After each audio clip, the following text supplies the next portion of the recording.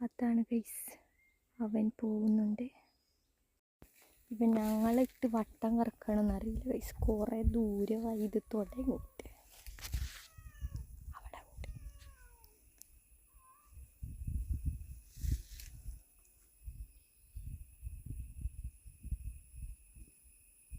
നടന്ന് ഞങ്ങൾ തോട്ടിലെത്തി guys.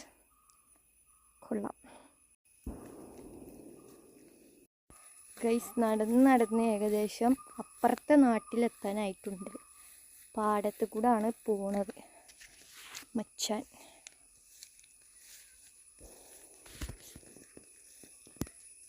Finally guys ഞങ്ങൾ കണ്ടുപിടിച്ചു.